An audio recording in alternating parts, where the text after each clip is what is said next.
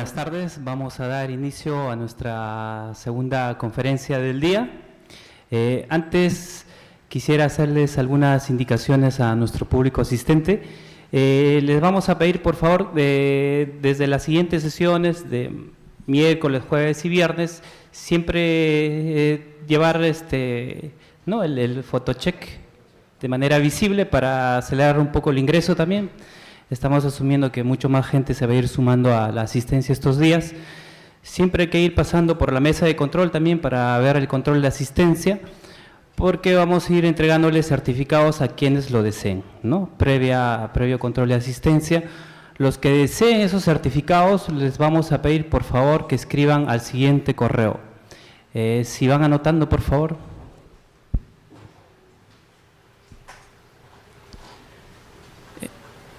El correo es de Sánchez,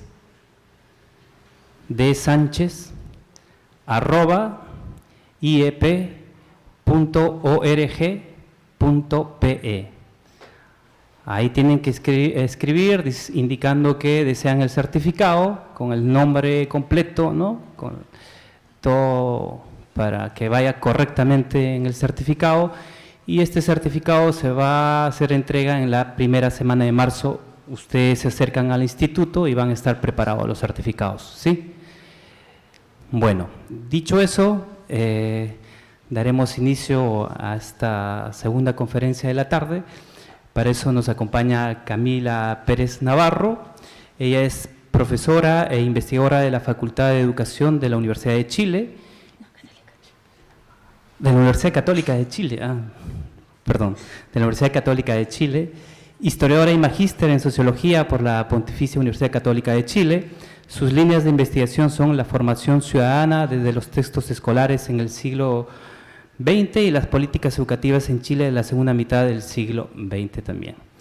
Es responsable del tomo cuarto de la serie Historia de Educación en Chile, 1960-2010, junto con Cristian Cox, Iván Núñez y Osvaldo Larrañaga, en prensa, y ha publicado los capítulos del libro Educación Ciudadana en Escuelas Chilenas, Conceptos y Contenidos sobre Ciudadanía en Textos Escolares, 2005-2010. En Naglis.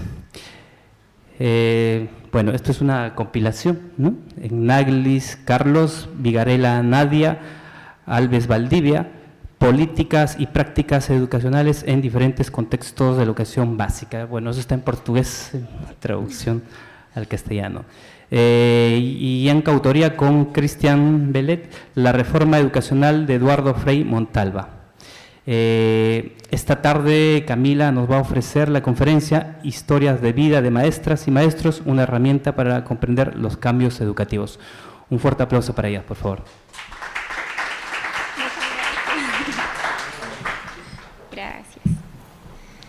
Muchas gracias. Buenas tardes. Le doy las gracias porque están acá. Les vengo a presentar una conferencia que es parte de mi tesis doctoral. Estoy haciendo mi doctorado en educación en la Universidad Católica. Bueno, soy licenciada en Historia, tengo un magíster en Ciencias de la Educación y otro en Ciencias Sociales, mención Sociología. Así que por eso es como una conferencia en donde voy a resaltar como el componente interdisciplinario de las narrativas en Historia de la Educación. Por lo tanto, acá está la estructura de la exposición. Voy a hablar del objetivo de esta conferencia y luego vamos a introducir el método de historias de vida y después les voy a plantear una propuesta metodológica de cómo trabajar las historias de vida de maestras y maestros, para que ustedes a ver si pueden también aplicar el método. Bueno, el objetivo de esta conferencia es destacar el aporte de los estudios de historias de vida en la investigación sobre historia de la educación. Respecto a las historias de vida, les voy a contar que esto es parte de lo que Bolívar, Segovia y Fernández llaman el enfoque biográfico narrativo. Dentro de las metodologías cualitativas está el enfoque biográfico y según algunos autores se plantea como un espacio metodológico propio, porque tiene una serie de características que lo hacen específico. Les puedo compartir el PPT, ¿ya? Para que mejor no pierdan tanto tiempo en anotar. Y metodológicamente hay que decir que es un punto de encuentro de varias disciplinas, como vendría siendo la lingüística, la historia oral, o sea, parte del método de la historia oral, entre otros. Y aun cuando se plantea que son relatos singulares, la principal propuesta de este enfoque es que todas las historias de vida son reflejos de un contexto histórico y social mucho más amplio. Por lo tanto, tienen un componente tanto agencial como del propio individuo, pero también una estructura, que vendría siendo el contexto que determina a ese individuo. Ferrarotti, uno de los grandes teóricos de las historias de vida y de la narrativa, él plantea que es posible leer a una sociedad a través de una biografía. O sea, si nosotros podemos investigar a un sujeto, podemos ver claramente en qué contexto transcurrió su biografía. Y Woodson, que es también uno de los principales referentes en el enfoque biográfico narrativo, plantea que nos permite mirar la intersección de la historia de vida con la historia de la sociedad. Por lo tanto, este es como el principal aporte de este método, de este enfoque. Poder mirar la sociedad a partir de la historia de uno o más sujetos. Es importante, a modo de introducción al enfoque biográfico narrativo, hacer una diferencia entre relato de vida e historia de vida. En cuanto al relato de vida, es el relato propio del sujeto, el cual no está, de cierta forma, intervenido por los investigadores, sino que es tal como lo cuenta. Por lo tanto, cuando vemos en una investigación que se transcribe tal cual el relato, vendría siendo relatos de vida, ¿sí? Pero el método de historias de vida vendría siendo cuando un investigador interviene o interpreta aquel relato en función de unos conceptos teóricos, ¿sí? Es importante señalar que la historia de vida, de acuerdo a Berthaud, a Denzin o a Woodson, se plantea que necesariamente tiene que ser triangulado con otras fuentes. Y ahí sería pertinente el trabajo que hace el historiador, ¿verdad? O los investigadores en historias de vida, que es complementar el relato de una vida de un sujeto junto con otras fuentes de información, como vendrían siendo sus documentos personales, documentos institucionales, etc.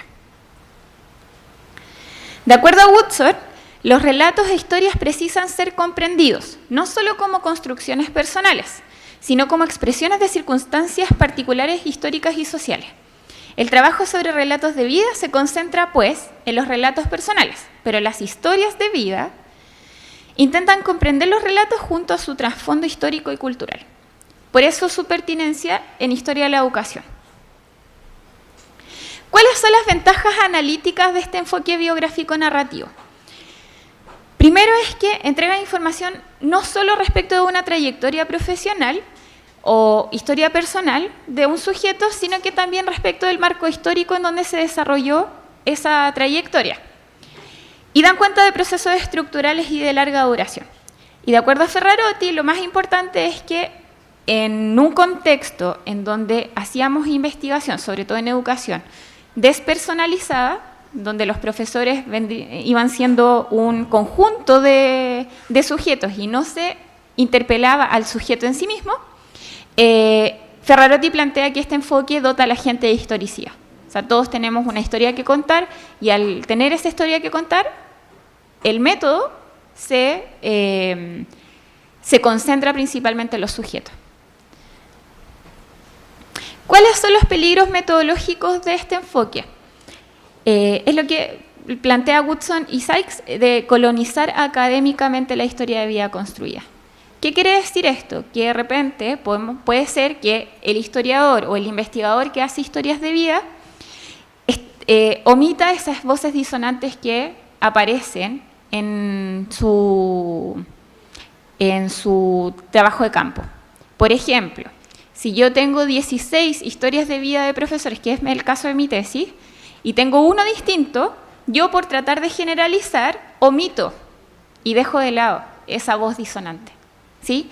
¿Qué es lo que nos plantea Woodson y Sykes?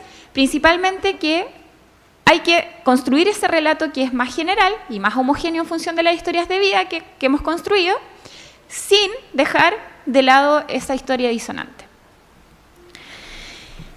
Y Sykes, en un artículo en donde trata este peligro metodológico, dice que la solución no es renunciar a la interpretación, como dicen algunos teóricos que plantean que hay que dejar el relato de vida tal como lo dice el sujeto, sino que hay que tener altos estándares éticos al realizar este tipo de información y dar cuenta de estas voces disonantes. Asimismo, en el enfoque biográfico narrativo existe el peligro de no entrar en el análisis de estructuras o sistemas y analizar lo que plantea Bolívar, ingenuamente el relato de vida. O sea, plantear que una historia de vida es un relato singular y que no responde a aquella estructura en donde está transcurriendo la vida del sujeto. ¿Cuál vendría siendo la solución? De acuerdo a Woodson, es que los relatos provean no solo una narrativa de la acción del sujeto, sino que también se haga una genealogía del contexto. O sea, que al mismo sujeto interpelemos respecto a aquella estructura que estaban condicionando su historia de vida. En investigación educacional, este giro narrativo se da aproximadamente desde los años 80. Ahí podemos encontrar varias investigaciones. Una de las investigaciones como fundantes vendría siendo la de Philip Jackson respecto a las vidas en las aulas. Pero de acuerdo a Bolívar y Segovia y Fernández, las historias de vida se podrían dividir en tres grandes áreas. Por ejemplo, en el área del currículum escolar, ver cómo las historias de vida van, entre otras, procesando los cambios curriculares a partir de las historias de vida profesional del profesorado, a través de, segundo, los centros educativos, por ejemplo, haciendo la historia de vida de una institución a partir de las historias de vida de aquellos maestros y maestras que trabajaron en esa institución, o a través de la vida de los profesores y concentrándonos, por ejemplo, en su formación disciplinar o en su desarrollo continuo, etc. Asimismo, hay otras temáticas que han sido estudiadas, como por ejemplo experiencias educativas específicas, trayectorias profesionales, ciclos de vida profesional, identidad docente, que es un gran tema dentro de las historias de vida, desarrollo profesional docente, desarrollo personal, desarrollo institucional de centros educativos y la precarización del trabajo docente. Se plantea que las historias de vida generalmente al dar voz al profesorado, de cierta forma están dignificando al profesorado. Por lo tanto, lo que se intenta hacer es rescatar aquellas voces que hablan de cómo la estructura precariza, o por ejemplo, cómo las políticas de mercantilización de la educación precarizan el trabajo docente, a partir de las historias de vida de los maestros. ¿Cuál es el aporte de las historias de vida del enfoque biográfico narrativo a la investigación educativa? Principalmente, en educación las historias de vida surgen con el propósito de visibilizar al profesorado. Durante mucho tiempo se ha hecho historia de la educación desde una perspectiva institucional o de políticas educativas, en donde el profesorado no está presente o no se les da voz, no se les consulta. Por lo tanto, Bolívar lo que dice es que el gran aporte de este método es principalmente darle voz. Y el aporte de las historias de vida vendría dividiéndose en tres áreas. Primero, en la construcción identitaria del profesorado, darle voz en términos de cómo ellos van construyendo su identidad. Segundo, la reflexión pedagógica cotidiana sobre los aprendizajes que van adquiriendo tanto en la práctica como en sus procesos de formación.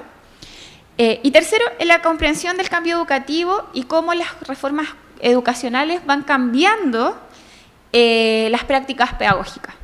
Un caso de esto vendría siendo, por ejemplo, los procesos de estandarización de la enseñanza y cómo los profesores van cambiando su identidad en función de estas políticas. Vamos a explicar brevemente, por ejemplo, el primer tipo de investigación, que vendría siendo la construcción identitaria del profesorado. Acá el método biográfico se plantea como en que el aporte de las narrativas vendrían siendo también un aporte a la construcción de la identidad. ¿En qué sentido? En que los profesores para esto tienen que reflexionar respecto de su propia historia de la vida.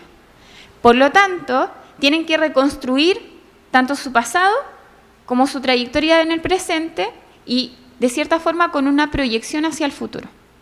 Por lo tanto, mientras yo voy relatándole al investigador cómo ha sido mi vida profesional o mi vida como docente, yo mismo me voy formando una identidad. Y Bolívar nos plantea que, cito, las historias de vida no son simplemente descripciones de las personas y de lo que han aprendido de ellas, sino que los relatos en sí mismos y la forma en que narran las vidas juegan un relevante papel en la forma en que las personas aprenden de su vida propia. Respecto al segundo ámbito, la reflexión pedagógica sobre los aprendizajes adquiridos vendría siendo un segundo aporte importante a la construcción del profesorado como categoría analítica.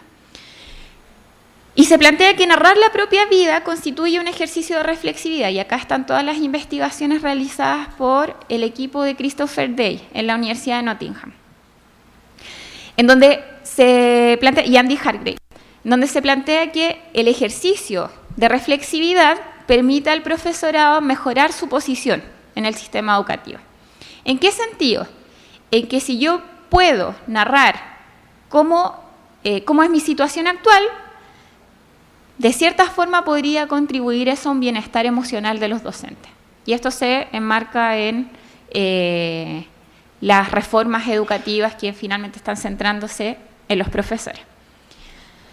Que a América Latina no han llegado tanto, sino que están ahí en el discurso.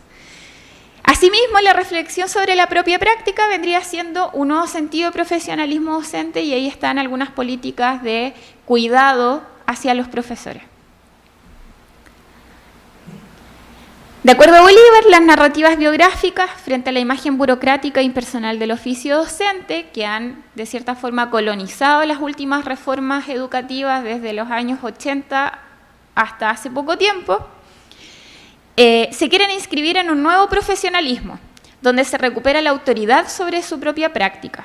Por eso, las historias de vida pueden ser una estrategia para que el profesorado se haga visible y muestre la generación de su saber profesional.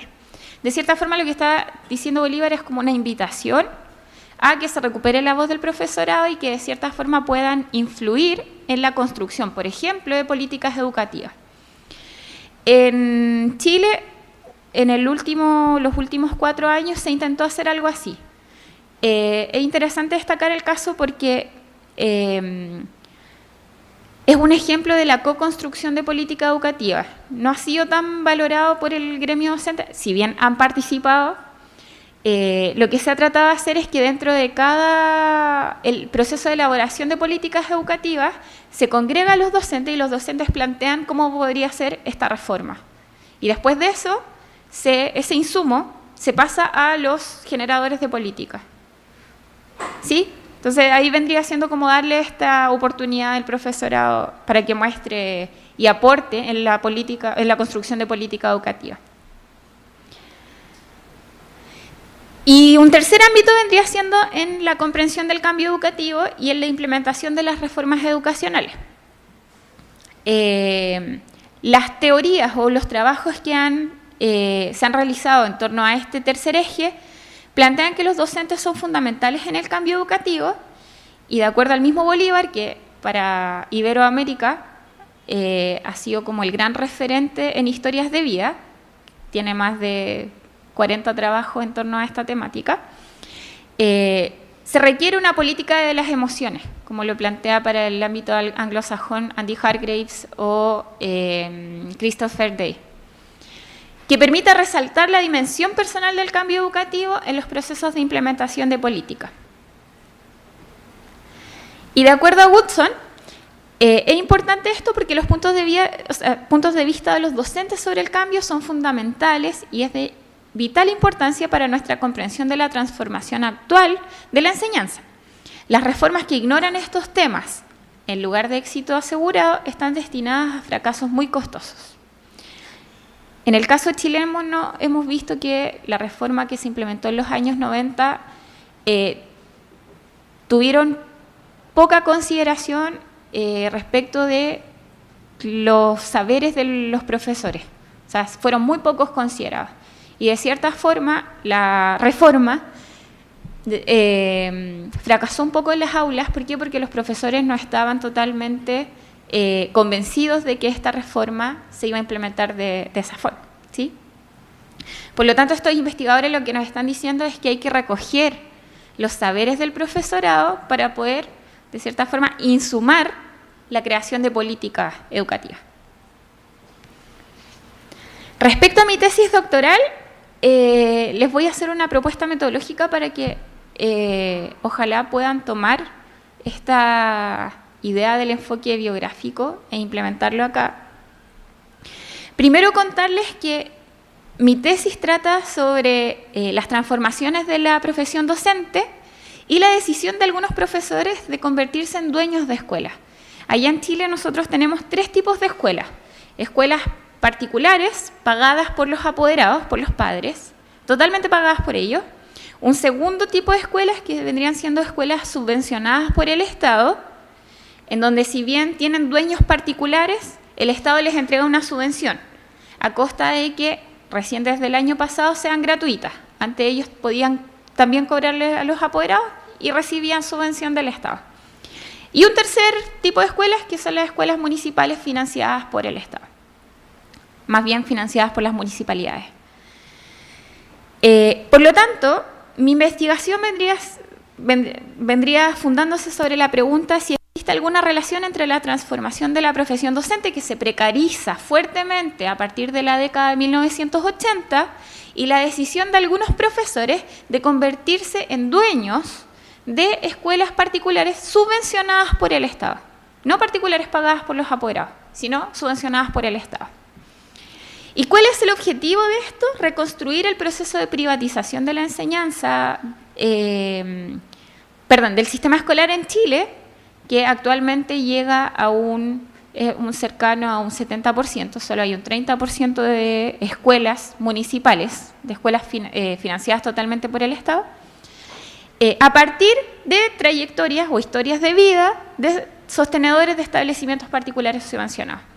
Yo profundizo en las historias de vida de esos profesores que son dueños de escuelas para, a partir de ahí, hacer una narrativa sistémica, vendría siendo, de cómo cambió la privatización del sistema escolar chileno.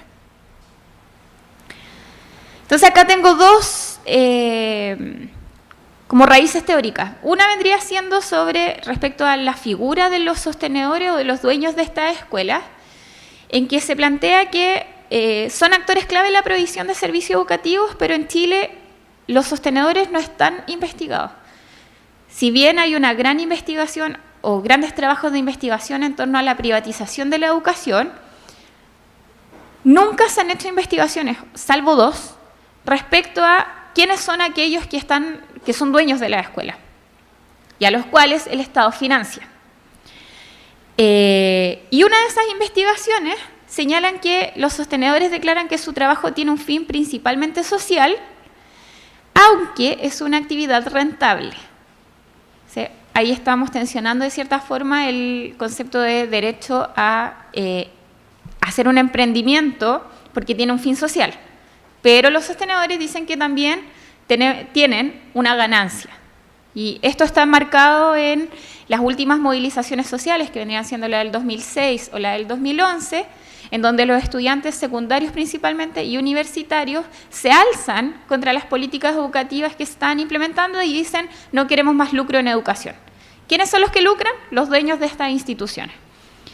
Y a partir de eso surgió la pregunta, ¿quiénes son estos dueños de instituciones? Generalmente se dice que son empresarios, ingenieros comerciales, economistas, quienes invierten en escuelas.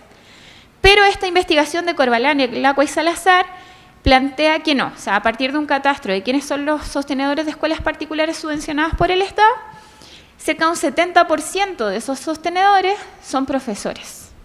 Entonces ahí está la pregunta, ¿cómo fue que esos profesores se convirtieron en dueños de escuela? Y segundo eje teórico vendría siendo la transformación de la profesión docente.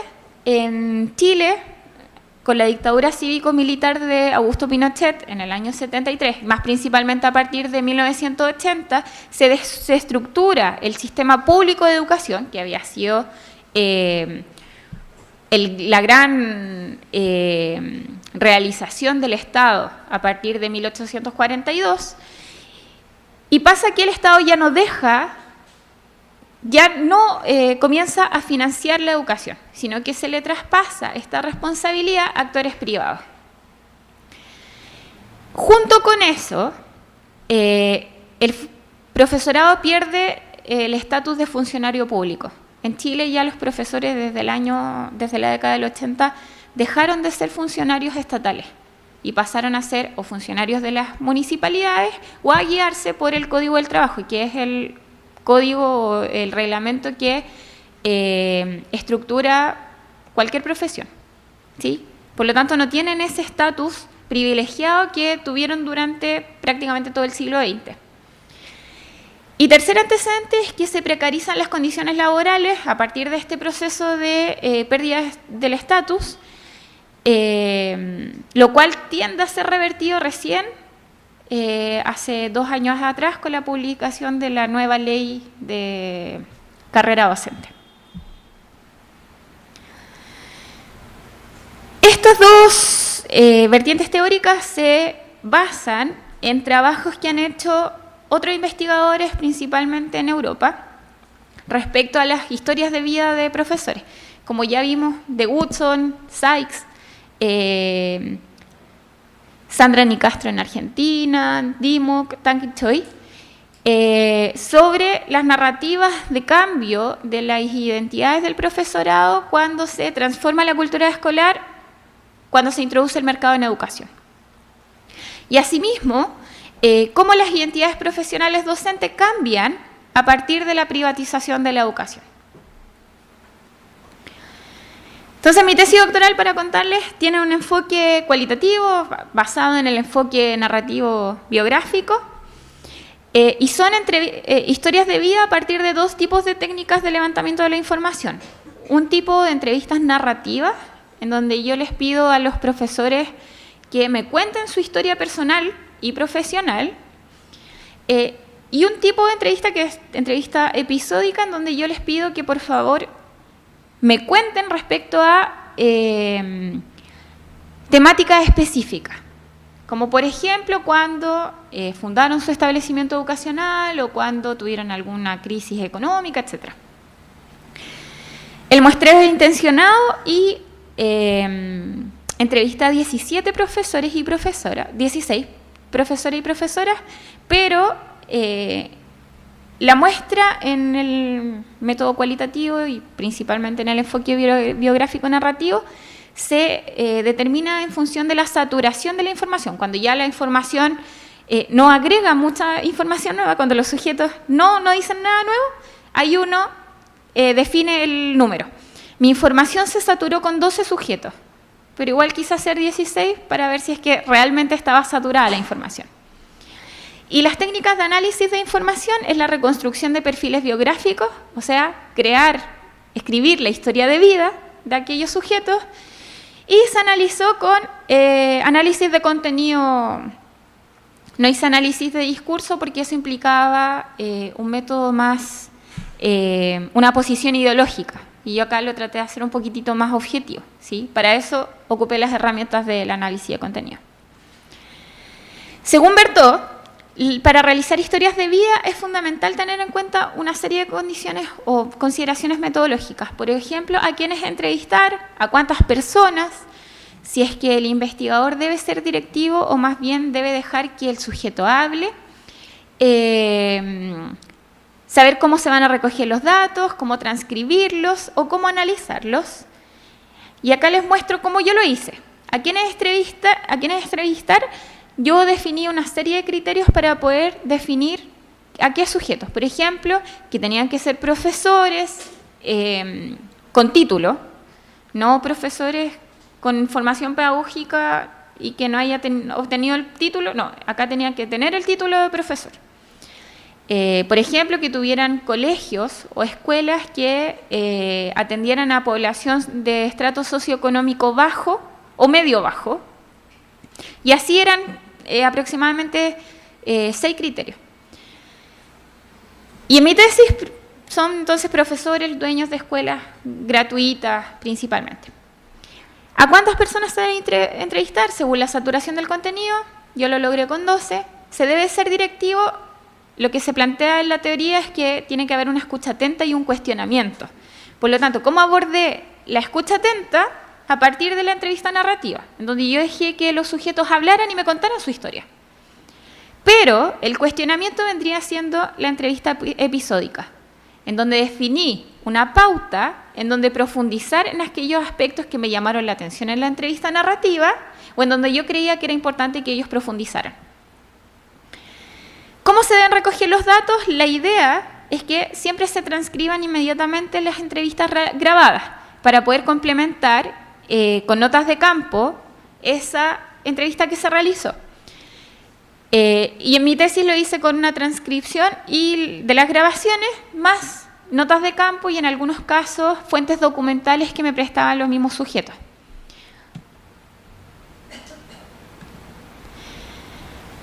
Se realizó una transcripción total de los audios, desde que se le pedía permiso a los sujetos para poder grabar hasta que se terminaba la entrevista, y se analizó la información con software de análisis cualitativos que vendría siendo NVivo 11 versión Pro. Respecto a los tipos de entrevistas aplicadas, la narrativa son antecedentes generales de la vida del entrevistado, que vendrían siendo lo que Goodson llama las experiencias de vida que van marcando y los antecedentes que permiten explicar cómo el sujeto va reaccionando frente a determinados hechos, antecedentes académicos y la historia profesional laboral hasta que fundan la escuela. Después la episódica se profundiza sobre qué hicieron después. Y eso lo sustentamos en Stephen Ball y Goodson, en donde ellos llaman etapas y decisiones profesionales en la historia de vida de estos sujetos. Respecto a la episódica, se profundiza en las razones para fundar un establecimiento educacional, los incentivos externos, con esto queremos ver cómo el Estado va financiando la privatización de la educación, la experiencia como dueño de la escuela, los cambios en su identidad personal y profesional y las proyecciones a futuro, considerando que estamos en el proceso de implementación de la ley de inclusión que prohíbe a los dueños de escuelas seleccionar en función de si tienen dinero o no, en función de antecedentes académicos, etc. Y se prohíbe lucrar. Y estos focos están sustentados en una técnica que Christopher Day llama técnica de acontecimientos críticos, que es plantear al sujeto estos hechos que van marcando o que permiten desarrollar o en algunos casos suspender esa trayectoria profesional, y las influencias críticas, aquellos espacios o sujetos que permiten u obstruyen que la trayectoria se vaya desarrollando.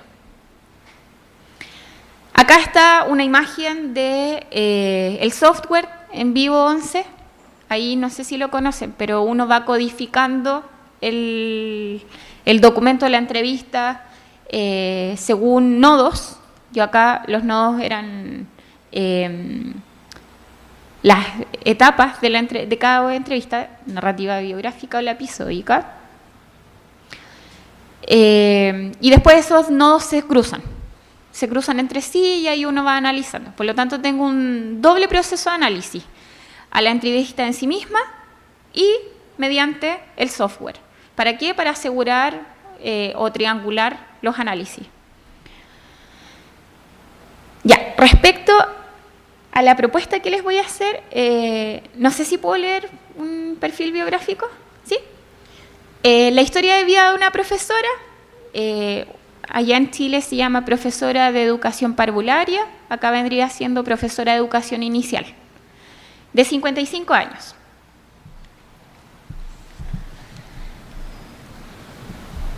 Este perfil biográfico lo construí a partir de las entrevistas realizadas a Katy, que es el seudónimo de la de la dueña de la escuela. Katy es dueña de una escuela ubicada en el distrito de Puente Alto, la cual atiende a 316 niños y niñas en los niveles de educación inicial y educación básica. Nacida en 1963, Katy proviene de una familia de clase media para abajo, tal como ella lo dijo. Su madre quedó viuda cuando Katy cursaba la educación secundaria, por lo que estudió la carrera de auxiliar en educación inicial. Ese fue su primer logro académico, que vendría siendo la primera curva ascendente, ¿sí?, en el gráfico. Una vez egresada, a los 20 años, comenzó a trabajar con niñas y niños, a quienes investigaba con el fin de ayudarlos a aprender más. En este contexto, se propuso obtener el título universitario de educadora. Acá vendría siendo el primer círculo que vemos, que es el primer logro que Katy obtiene. Luego de obtener su título profesional, Katy se trasladó a trabajar a una escuela en la frontera con Argentina, en la región metropolitana, pero arriba, en la cordillera. En este lugar, Katy se interesó por investigar el contexto sociocultural de sus estudiantes y desarrolló un proyecto educativo contextualizado para su escuela, en función de las características, saberes y culturas de niños y niñas que atendía. Luego de 9 años trabajando en la escuela fronteriza, ahí la curva se mantiene estable, por los 9 años que transcurre en esa misma escuela, Katy decidió ir a Cuba a aprender sobre la educación de este país. Katy recuerda que estando en Cuba habló con el ministro de Educación, con el fin de hacer un estudio para conocer más sobre el sistema educativo cubano.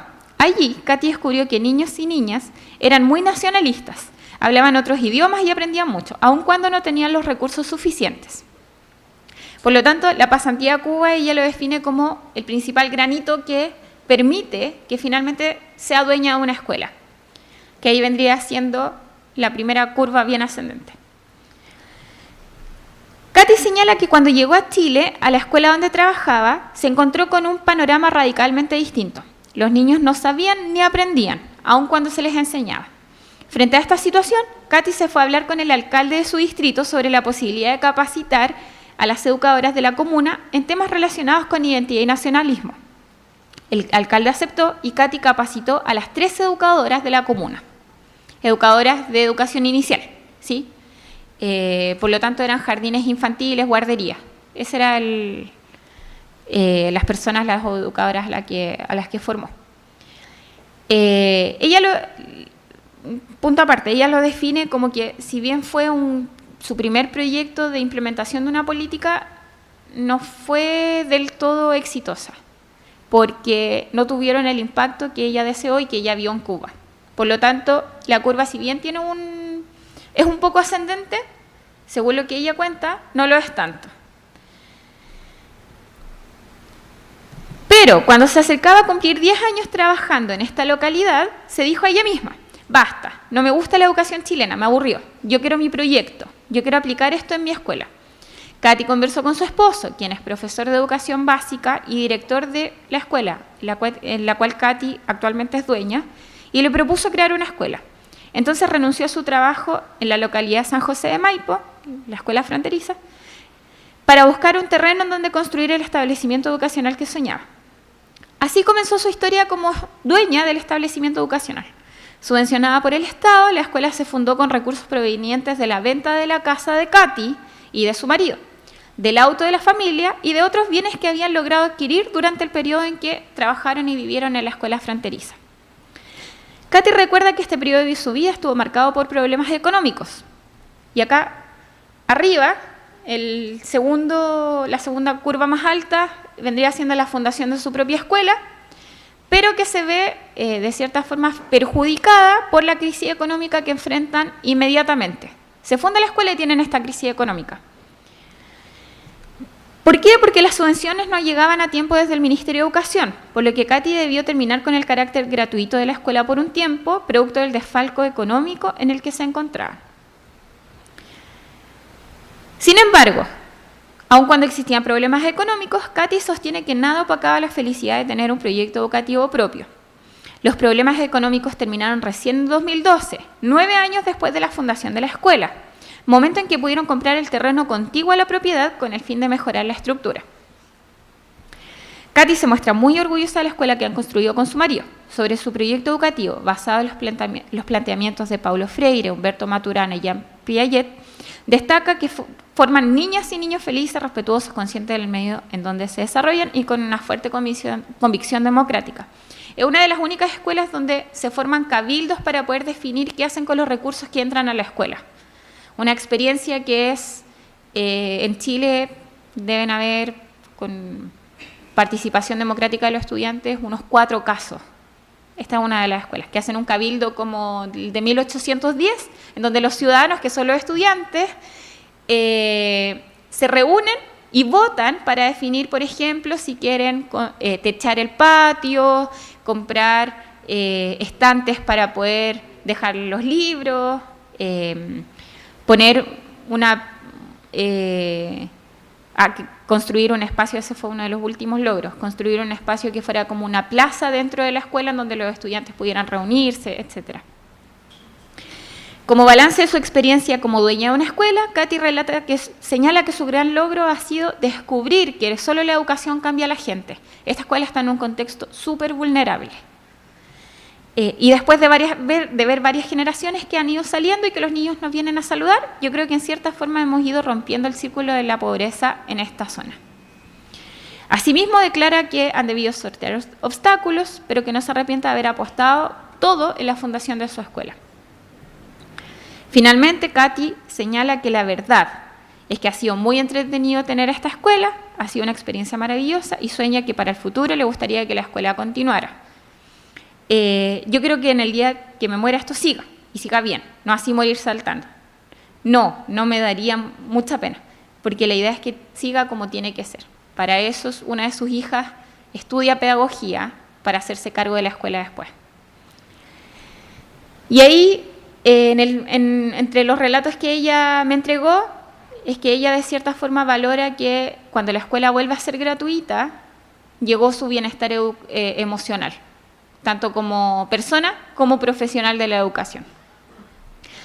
Este tipo de gráfico está basado en lo que hizo Christopher Day, en donde, claro, se relata esta idea de bienestar docente y la realización profesional, con hitos importantes en el gráfico de una vida de la persona, y el malestar docente o la tensión que producen ciertos hechos.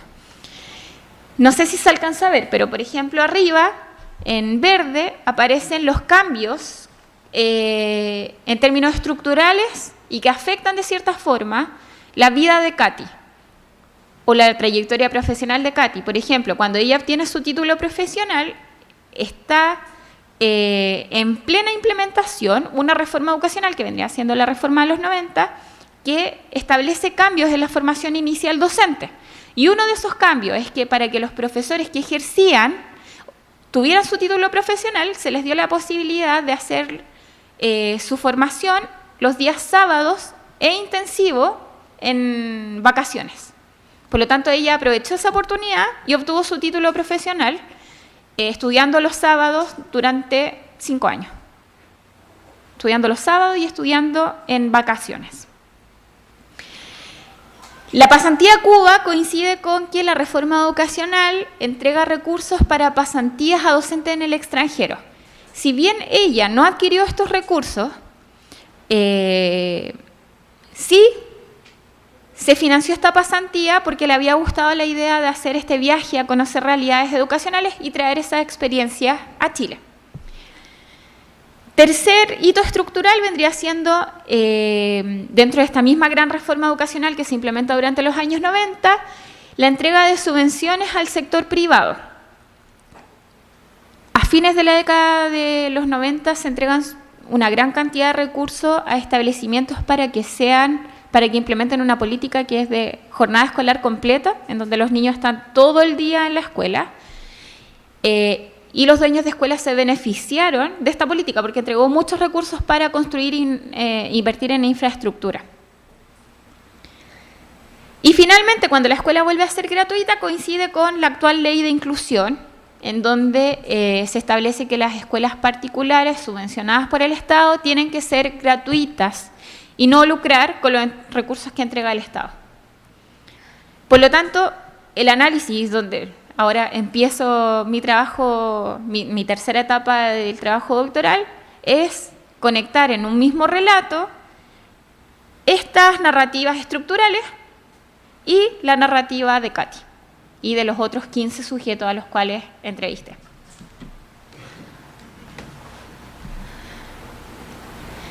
A modo de cierre, volver a insistir en que el estudio de la vida de maestros y maestras permite observar el individuo en relación a su contexto histórico y hablar de este contexto a partir de la historia de vida del sujeto. Destacar que los puntos de vista de los docentes sobre el cambio educacional son fundamentales porque contribuye a comprender la transformación de la enseñanza y además porque recuperar la voz de los docentes se plantea como un urgente en un contexto de reforma educacional. Y esto vendría siendo una demanda a los hacedores o elaboradores de política pública en educación. Eso, muchas gracias e invitarlos a pasar por historialeducación.cl, que es la página de la revista de Historia de la Educación que dirijo, y aquellos que quieran enviar aportes son totalmente bienvenidos. Eso, muchas gracias.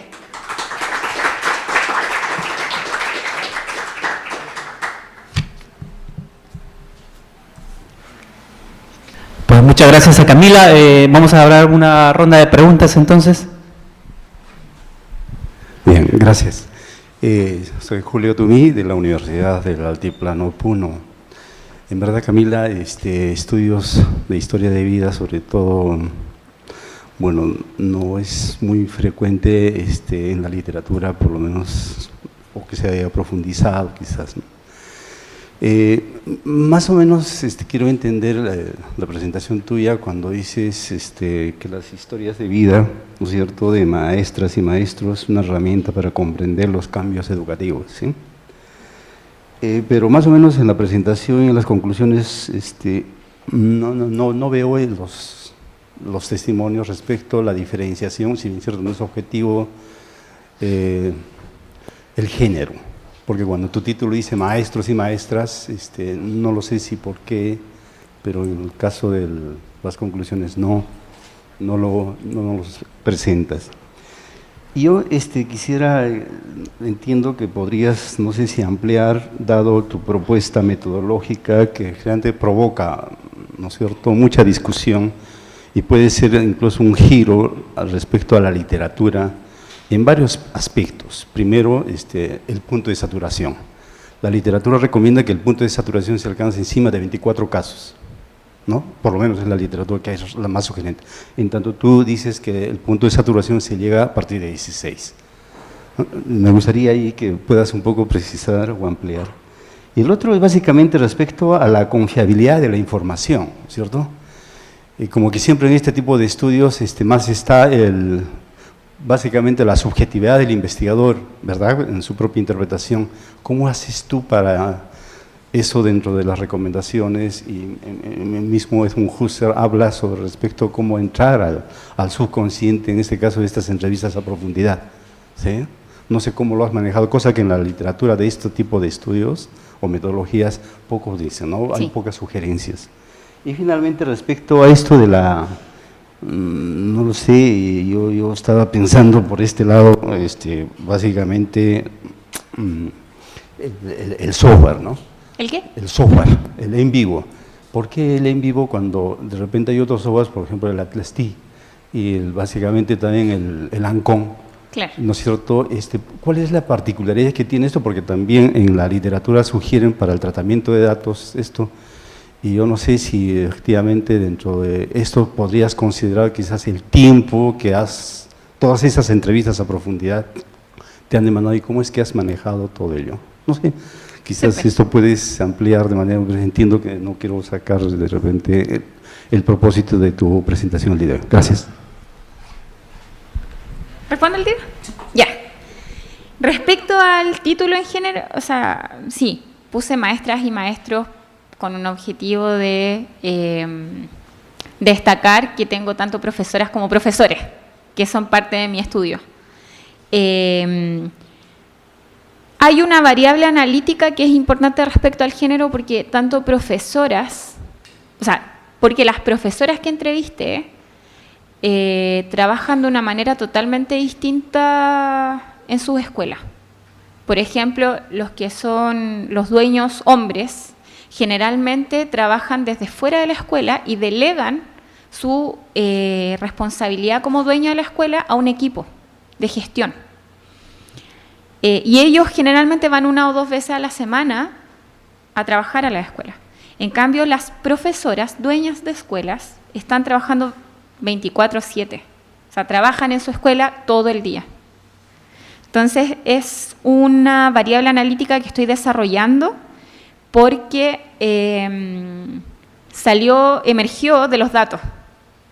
¿Sí? Y que es interesante porque de cierta forma está vinculando las formas de trabajo de profesoras, que en Chile son aproximadamente el 70-80% del total de profesores del país, en que las escuelas son manejadas de forma totalmente distinta en función del género y en función de la clase social a las cuales atienden. ¿Sí? Esa vendría siendo otra variable que estoy considerando. ¿Sí? Respecto a la propuesta, sí, hay estudios que señalan que determinan un número fijo de casos a considerar, pero así como hay otros investigadores que plantean el punto de saturación como número de entrevistados. Opté por esta segunda vía porque yo definí muchos criterios de elección de los sujetos. Por lo tanto, el grupo al cual yo estoy investigando es un grupo bien delimitado. Por lo tanto, si fijaba, por ejemplo, a 40 entrevistados, la saturación se logró en 12, y era lo que un investigador me dijo, un experto en cualitativa, me dijo, es probable que llegue en el 8º caso.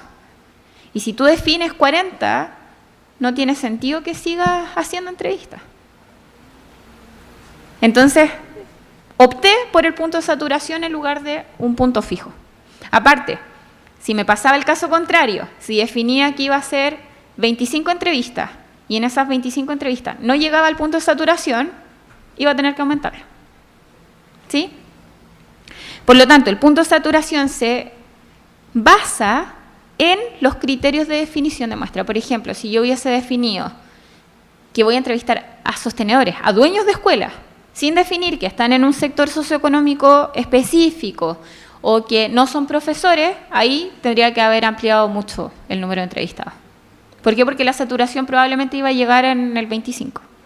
¿Sí? Pero como tengo un perfil de sujeto tan específico, la saturación llegó en 12. ¿Sí? Respecto a la confiabilidad de la información, yo estoy triangulando los relatos de vida de estos profesores con documentación personal, con documentación de la escuela y con información institucional tanto de los establecimientos educacionales como de archivos nacionales.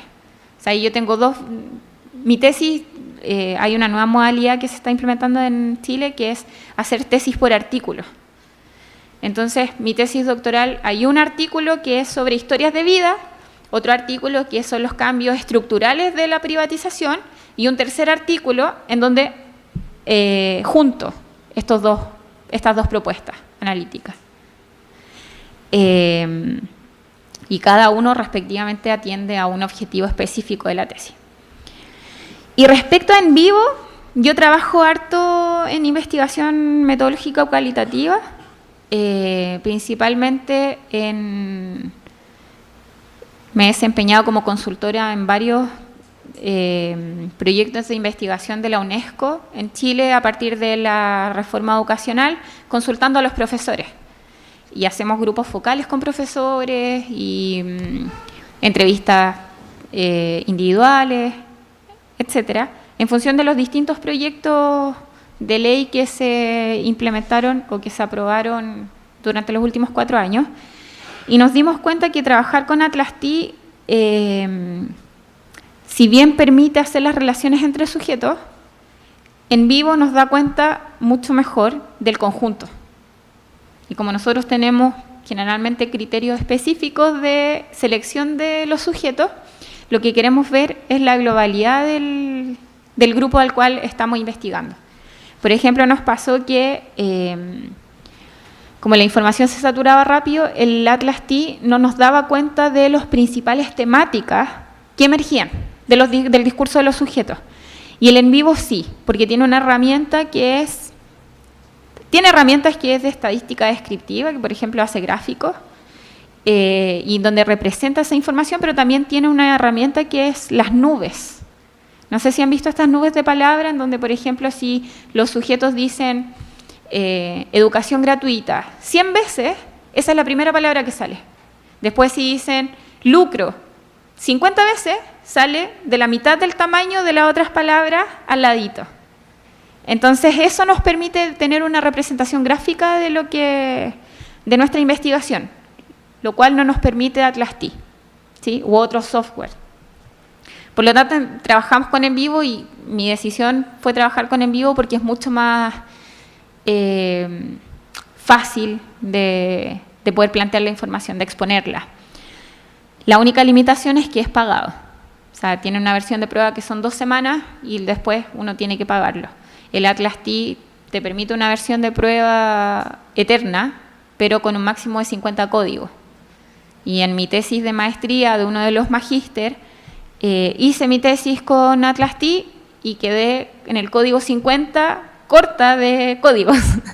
Por lo tanto, tuve que juntar categorías y después hacer un proceso de separación de categorías de forma manual. Entonces, esas son las decisiones como en la práctica de por qué utilizo en vivo. Y porque creo que tiene como una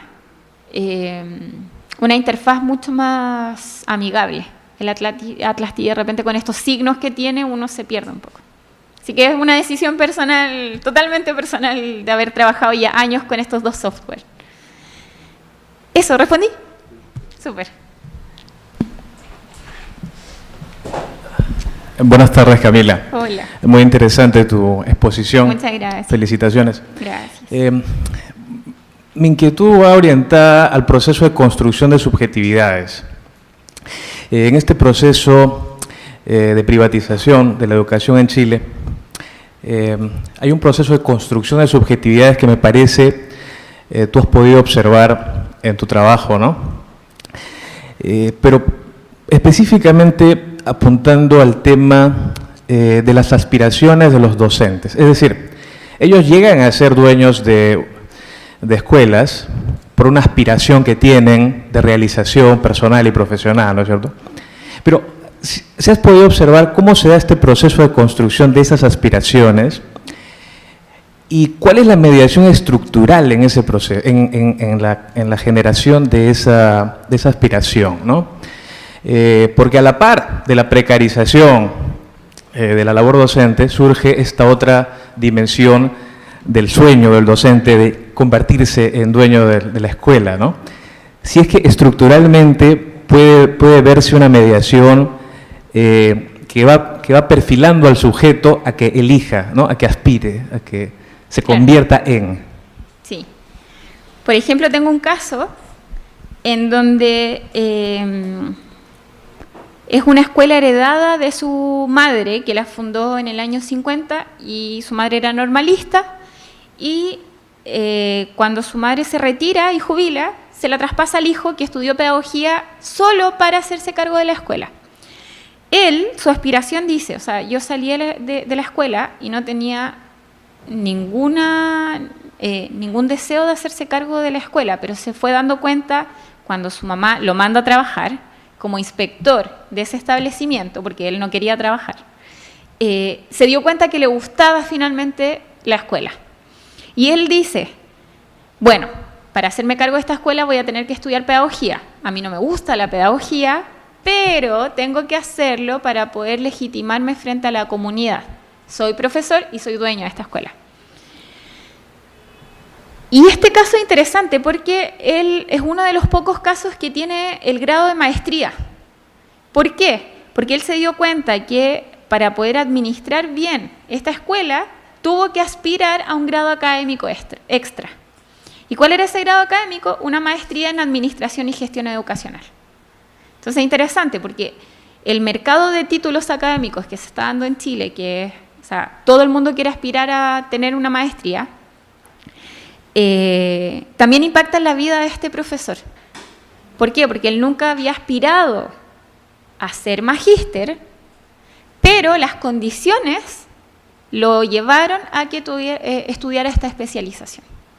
Y él dice, yo me construí como, o de cierta forma como que yo me hice ser profesor para hacerme cargo de esta escuela, pero también tomé esta maestría para poder ser mejor director y mejor dueño de escuela. Entonces es interesante porque él va diciendo, su relato se va construyendo en función de que a mí no me gustaba esto, no me gustaba la escuela, nunca pensé en ser profesor, pero que las circunstancias de la vida, aun cuando él tiene 4 hermanas que trabajan en esa escuela y que son profesoras por vocación, él dice, yo soy el único hombre y me tengo que hacer cargo de esta escuela porque a mi hermana no les gusta la administración educacional. Entonces voy a estudiar pedagogía. Entonces es bien interesante cómo van, y cómo van aprovechando también los recursos que la política pública en educación va entregando. O sea, la posibilidad de hacer una maestría en gestión educacional, lo cual antes, hace 20 años atrás, era casi impensado. ¿Sí? Y cómo de cierta forma van modelando un perfil de profesor como directivo o profesor como sostenedor. ¿Sí? ¿Respondo? Súper.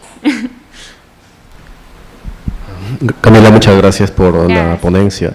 Tú mencionaste que aparte de las diferencias en el género, había otra diferencia en el desempeño de estos promotores de la educación, que era la clase socioeconómica a la cual ellos satisfacen. Claro. Quisiera que por favor nos amplíes sobre ese punto y cuáles son las consecuencias sobre los estudiantes y sus familias. Muchas gracias. Esta segunda variable analítica de clase social tiene impactos bien importantes en la práctica pedagógica, porque aquellos profesores que atienden a estudiantes vulnerables o vulnerabilizados son profesores que trabajan permanentemente en su establecimiento educacional y quienes ejercen el cargo de director o de encargado de convivencia escolar o profesor de aula. A diferencia de esos profesores que generalmente tienen establecimientos con copago, con que los papás pueden complementar la subvención y que les cobran a los apoderados estas matrículas, quienes coincidentemente no trabajan permanentemente en su establecimiento, sino que delegan, y a esto me refería con que delegan a un equipo de gestión las tareas. Entonces es bien interesante porque yo lo estoy analizando según una tipología que se planteó en un texto, en un trabajo en Inglaterra, que tienen un nivel de privatización muy similar al chileno. Y ahí Woods, este autor, plantea 4 tipologías de fines de emprendimiento educativo. Uno vendría siendo emprendimiento social, otro emprendimiento filantrópico, emprendimiento religioso, emprendimiento económico. Y ahí me estoy dando cuenta de que la población estudiantil a la cual atienden los profesores dueños de esta escuela se diferencian según el discurso, según el tipo de emprendimiento. Generalmente los profesores que atienden a población de clase media tienen un emprendimiento comercial, o sea, que pudiésemos definir como comercial. O sea, ellos están enfocados en que esto es un negocio interesante que les permitió, sin ninguna duda, alcanzar una posición distinta a sus colegas y lo que los lleva finalmente a trabajar en colegios de gran tamaño. O sea, tengo uno de los casos, que este caso que se me desvirtúa un poco, que es de un profesor normalista que tiene 4 establecimientos y un patrimonio enorme, o sea, de verdad que tiene mucho dinero. Y el único que se escapa. Pero los demás o atienden a población de clase media y tienen esta idea comercial, pero es solo para mejorar su posición económica propia. O estos otros profesores que entregan educación gratuita y que trabajan siempre. ¿Sí? Y este otro profesor que finalmente nunca trabajó en su escuela, sino que se dedicó a fundar, vio que era interesante esta actividad y empezó a fundar harto establecimientos, llegó a tener 8. Pero es un caso entre los 16. ¿Sí? ¿Alguna otra pregunta?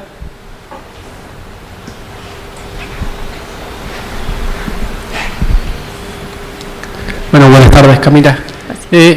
A mí me pareció muy interesante esto de ver el perfil de quienes son los dueños detrás de las escuelas que son subvencionadas. Y yo ya te he escuchado otras veces y no lo recordaba esto, pero entre esa idea y ese tema y el perfil de las historias de vida que nos compartiste, tanto en el caso de este varón que hace estudios de posgrado muy preocupado por la gestión y el negocio, como de Katy, que es un caso mucho más heroico y aparentemente sugestivo. Este universo de los dos casos que nos compartiste se aleja un poco de lo que hubiera esperado del perfil de los siniestros dueños que mercantilizan la educación. No sé si es fruto de la selección de estos dos casos o del todo que quizás no escuchamos y podrías hablar un poco más de... No sé si se entendió la pregunta. Totalmente.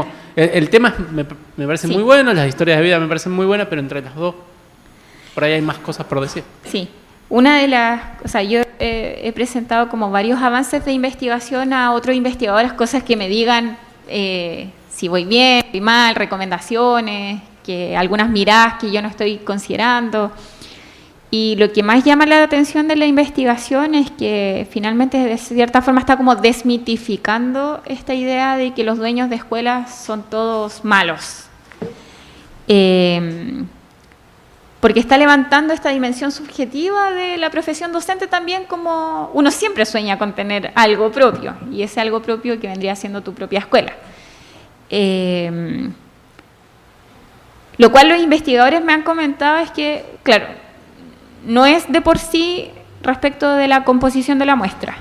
O sea, ellos como investigadores se habían dado cuenta de que los sostenedores finalmente no eran los ricos que las movilizaciones estudiantiles en las cuales yo participé levantábamos esta idea. Por lo tanto, he tenido que ser bien humilde también respecto como a estos prejuicios que tenía respecto a los profesores sostenedores de establecimientos educacionales. ¿Por qué? Porque ahora, con estas dos investigaciones que se han realizado analizando quiénes son los sostenedores, la de Corbalán y una que hizo Bugueño en la Universidad de Chile, están planteando que, claro, o sea, la mayoría de los sostenedores tienen solo una escuela y un porcentaje mínimo tienen más de 3. Por lo tanto, esta idea de que los sostenedores son dueños de grandes cadenas, como cadenas de supermercados o de tiendas, así como dueños de cadenas de escuelas, no es tan así. Es un número reducido. Y el aporte que ha hecho esta investigación o esta tesis es principalmente decir, sí, tenemos estos profesores que generalmente vimos o levantamos esta idea en las movilizaciones estudiantiles de que eran los malos, y finalmente estos profesores lo único que quieren es que dentro de un contexto de precarización total de la profesión docente, tener algo más. Porque, por ejemplo, me he dado cuenta que siempre les pregunto, así como entre un poco implícita la pregunta es, ¿dónde vive? Ah, ya, sí, yo conozco. Entonces me dicen, claro, yo vivo en tal barrio cercano, y generalmente coincide, es que son cercanos a las escuelas que tienen. Y son casas muy de clase media. O sea, no... Y pagan sus autos en cuotas, y no es que tengan 5 autos estacionados afuera de la casa. O sea, son dueños de casas que tienen hipoteca, que pagan cuotas mes a mes, y que no es que tampoco tengan millones y millones de pesos en sus cuentas. Entonces esa es como una de los hallazgos de la tesis. O sea, decir que, claro, tenemos un número reducido ciertamente está el caso de este profesor, justo el 16, que se hizo rico con su cadena educacional. Pero tenemos el caso de la mayoría de estos otros profesores que se han endeudado para poder construir su escuela. Entonces es como eso. Ok, buenas tardes, Camila. Hola, Alex. Mi pregunta va a un asunto como más estructural, es decir, cómo a partir de estas historias de vida de estos maestros se puede entender los aciertos y o fallas de la política educativa chilena, ¿no? Básicamente eso. Súper. Es interesante porque me he dado cuenta que, por ejemplo, en Chile lo que se hizo es que hay una desregulación de las subvenciones. Hasta hace 10 años atrás el Estado entregaba mucho dinero y era muy poca la fiscalización de esos recursos. Y eso fue uno de los antecedentes que permitió levantar esta idea del sostenedor dueño de escuela que lucra mucho. Y a partir de hace pocos años lo que se ha avanzado en que cada subvención que se entrega tiene que tener su reporte. Sin duda hay casos de dueños de escuelas que pasan la cuenta del gas de su casa como gasto de la escuela. O sea, hay ese tipo de prácticas. Pero no son tantas, ¿sí? Y cómo la privatización va avanzando, finalmente lo que nos va diciendo es que sí, o sea, hay un aumento de fiscalización y ahora los profesores sostenedores, según lo que me cuentan en función de esta nueva política de ley de inclusión, que los afecta directamente, porque ellos ya no pueden lucrar de ninguna forma, es que se están sintiendo también que se les está quitando parte de esa propiedad. O sea, hay la mitad de ellos que muy a regañadientes pasaron a ser parte de esta ley de inclusión, porque la ley de inclusión establece que si tú no te conviertes en gratuito, tú tienes que pasar a ser particular pagado. Por lo tanto, muchos de ellos que estaban en sectores socioeconómicos muy desaventajados, la única opción de mantener su población a la cual atienden es pasarse a ser gratuito. Y eso implica que dejan ser de dueños naturales de sus establecimientos y tienen que ser parte de una fundación educacional o de una corporación. Por lo tanto, ellos lo que sienten frente a esta ley es que se les está quitando su gran propiedad, aun cuando están constreñidos y obligados a pasar a ser parte de esta. ¿Sí? Entonces es interesante porque hay una cita de Goodson que dice como que los profesores o las historias de vida nos permiten ver como estas contradicciones en la vida de los sujetos. O sea, yo amo la educación, pero no me gusta que me quiten mi escuela. ¿Por qué? Porque yo igual me puedo beneficiar de este establecimiento. Entonces es bien interesante ver esa como posición, ese como dilema de los sujetos frente a estas estructuras que se están interponiendo. Gracias. Sí.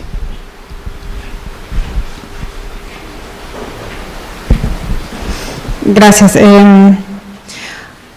Dos preguntas. Es muy interesante tu investigación y la forma como estás intentando buscar la relación entre estas historias de vida y las reformas educativas chilenas, ¿no? En términos generales, lo macro con lo individual.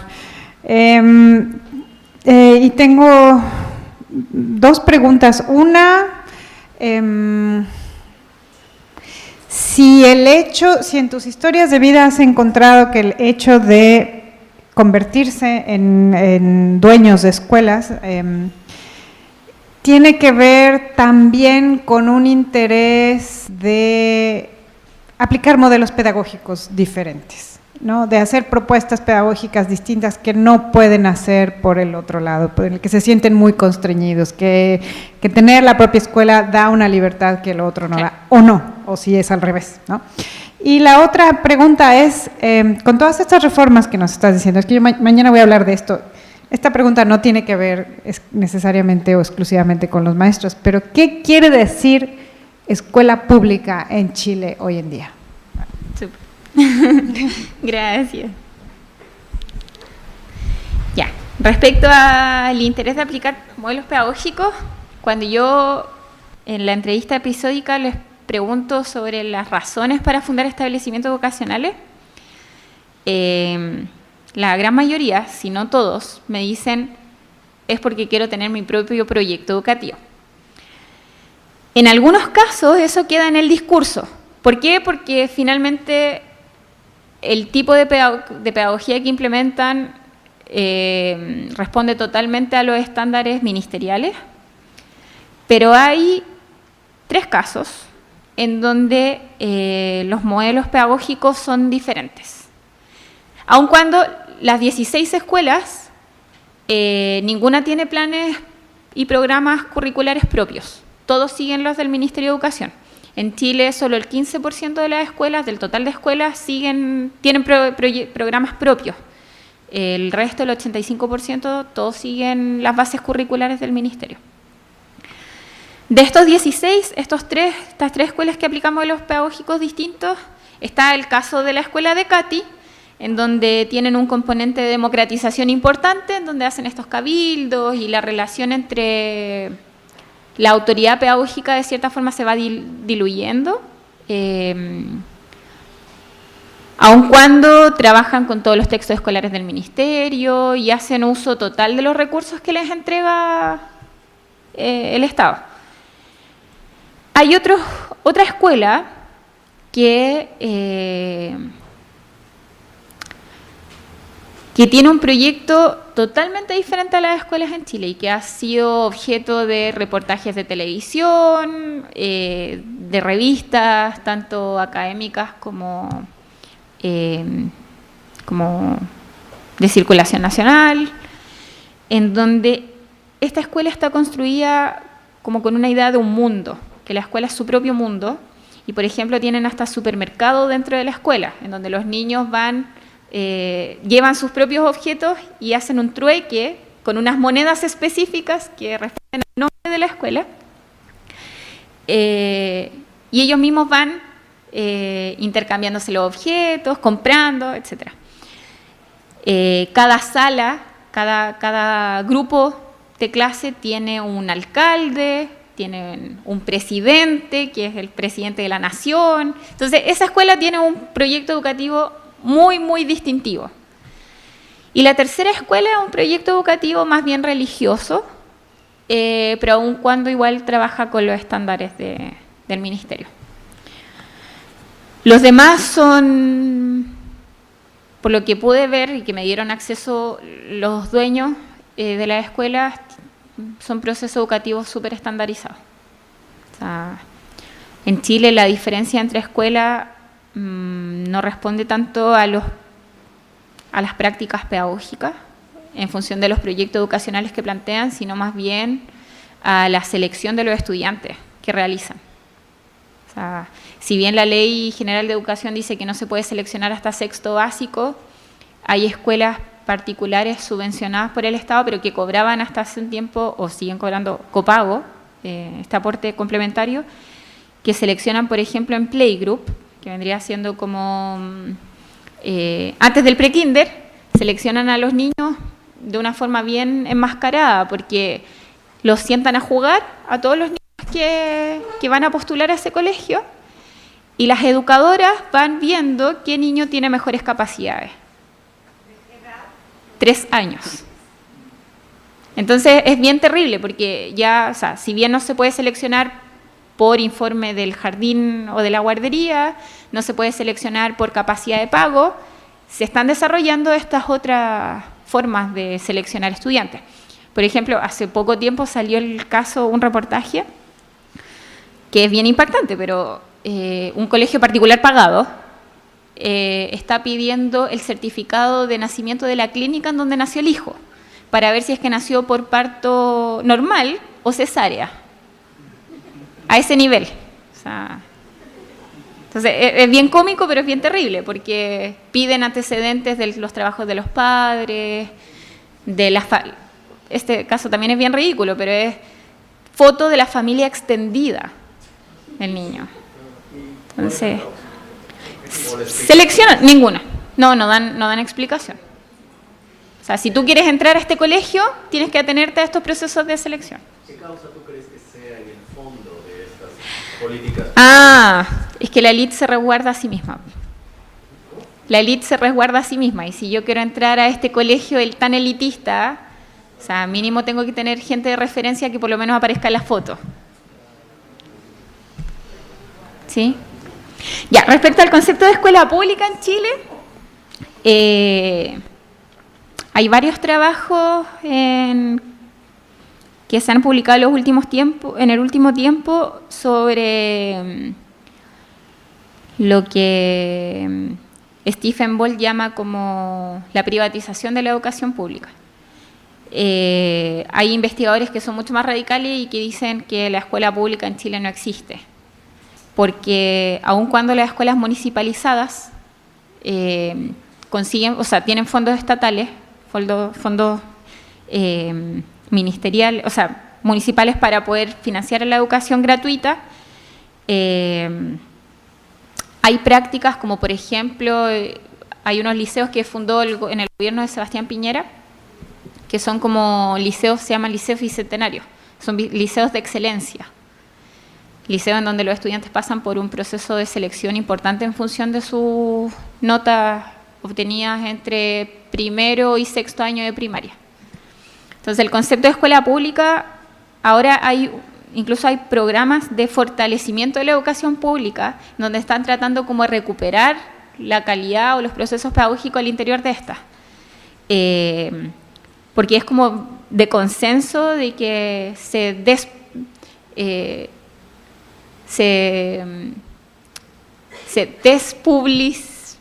despublicó la educación pública, no sé cómo se podrá decir, pero es como la privatización de la cual habla Stephen Ball, ¿sí? O sea, la educación pública en Chile, si bien tiene financiamiento municipal, no es pública totalmente. ¿Por qué? Porque yo tengo dentro de esas escuelas un número de escuelas que están seleccionando a los estudiantes en función de su rendimiento académico. Y hay otro tipo de escuelas públicas en Chile que tristemente han sido llamadas las escuelas vertederos, o las escuelas basureros, que son las escuelas que reciben a aquellos estudiantes que ninguna otra escuela recibe, ¿sí? Entonces, generalmente cuando uno va a un pueblo, justamente el liceo público coincide con que esta escuela vertedero, escuela que no fue, o sea, que recibe a estos estudiantes que las escuelas particulares subvencionadas no aceptan, ¿sí?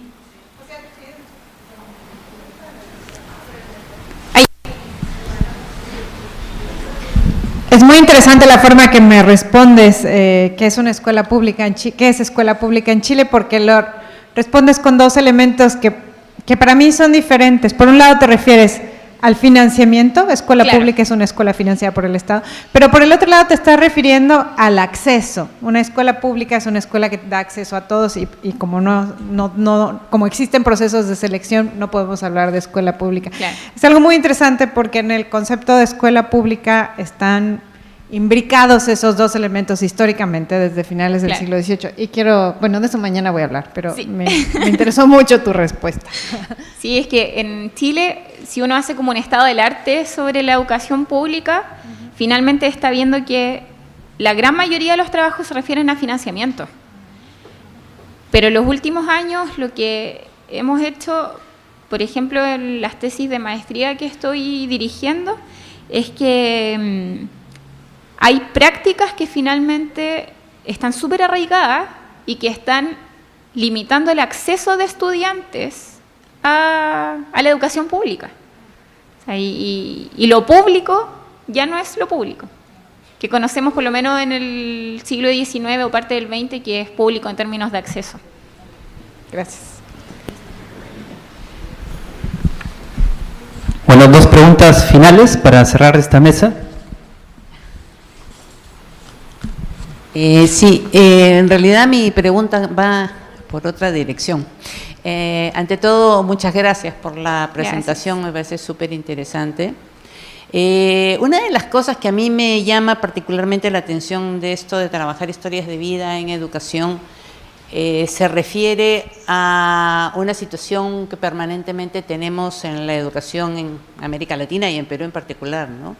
Que es el hecho de no tomar en cuenta los saberes de los docentes y sobre todo las experiencias docentes que ocurren habitualmente en su vida cotidiana y en su práctica.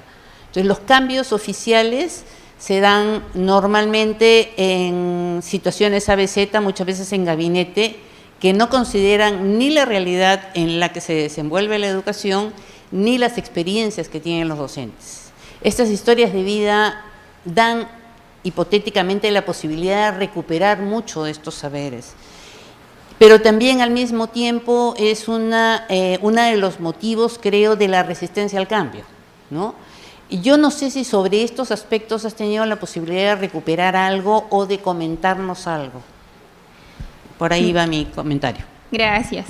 Respecto a mi tesis doctoral, no tanto, pero sí uno de los artículos que está publicado en un libro que hicimos, o sea, que escribimos junto a Cristian Beley, que lo nombró Marcos en la presentación, es sobre una reforma educativa que se implementó en los años 60 en Chile, la cual, entre otras cosas, estableció la promoción automática en primero y segundo básico. O sea, ningún niño puede repetir esos cursos y que se mantiene hasta ahora. Y es interesante porque ahí hubo un proceso de recuperación de experiencias de docentes en función de esta política,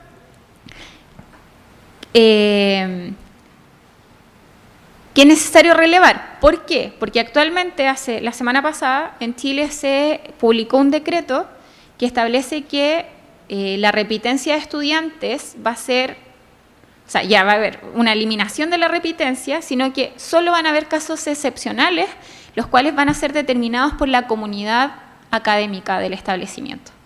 Entonces es interesante porque a partir de la experiencia de la reforma de Frei Montalva en el año 65, con esta promoción automática en primero y segundo básico, podemos de cierta forma adelantarnos a ver qué va a pasar con las experiencias y con la profesión docente respecto a este nuevo decreto. O sea, y estoy en proceso como de escritura de una columna o algo así en función de estos aprendizajes que se obtuvieron en la reforma del 65, que a los profesores les costó mucho, porque la otra vez conversaba con una profesora normalista en que ella creció tanto su formación escolar como en su formación como profesora, considerando que la repitencia en primero básico o segundo básico era importante. O sea, era una herramienta que el profesorado tiene para poder determinar, según su autonomía profesional, si es que un estudiante debe pasar o no. Y que ellos se habían sentido un poco perjudicados o pasados a llevar. ¿Por qué? Porque la promoción automática establecía que el juicio del profesor no es válido. ¿Qué es lo que nos dice el nuevo decreto que se publicó la semana pasada? Es que recupera la voz de los docentes en la medida que establece que los profesores sí van a poder definir quiénes son, pero que van a ser casos excepcionales, ¿sí? Pero tenemos que ver cómo reacciona o si esa decisión establece que van a ser los directivos o van a ser los profesores, ¿sí? ¿Quiénes van a ser parte de esa decisión? Y ahí se han levantado algunas críticas, en la prensa han circulado, así como también reacciones súper favorables. O sea, cambiar este aspecto punitivo de la evaluación que se realiza cotidianamente a un foco en los aprendizajes más que en la sanción si repites o no. ¿Sí? Eso. Bueno, la última pregunta entonces. Gracias. Buenas tardes. Hola, buenas tardes. Quisiera saber cuál es el porcentaje de estudiantes que se educan en las escuelas llamadas vertedero y si esto está aumentando en Chile, ¿en qué medida se avisora el futuro chileno? No tengo el porcentaje. Sé que la educación municipal en Chile llega aproximadamente a 1/3. 50% corresponde a particulares subvencionadas y el 20% a particulares pagadas. Dentro de ese 30% que corresponde a municipales, una vez leí que cerca del 10% de esas escuelas es lo que comúnmente se llama escuelas vertederos. No sé si esa cifra es tan real. ¿Por qué? Porque lo planteaban como una aproximación. No hay un catastro de esta escuela, porque es un tema como de nombre, no es una clasificación o una tipología, ¿sí? Que responde principalmente a sectores socioeconómicos más bajos. Yo creo que esto va a cambiar fuertemente ahora que se implementa la ley de inclusión. No creo que vaya a ser rápido. La ley de inclusión establece que la proyección es que recién en 10 años más haya los primeros cambios a nivel de práctica. Por lo tanto, yo creo que va a ser un cambio en varias décadas más, si es que no se deshacen algunos de las políticas que se han implementado hasta ahora en función de este nuevo gobierno de derecha que está un poco en contra de las políticas que se implementaron. Por lo tanto, yo creo que el impacto va a ser muy a largo plazo. O sea, no creo que vaya a ser en 5 años. Gracias.